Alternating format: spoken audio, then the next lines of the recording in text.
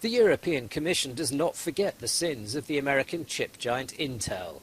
A year after the General Court of the EU annulled a first fine of €1.06 billion for abuse of a dominant position, the antitrust authorities of the Union have announced the imposition of a new penalty, a fine of €376.4 million for developing a strategy to exclude rivals through the use of refunds and sales restrictions. It's a significant reduction on the initial punishment imposed in 2009. That was annulled by the EU's General Court in 2022, saying the investigation was incomplete. The EU says the new fine shows antitrust breaches won't go unpunished. Intel has revenues of $1 billion a week.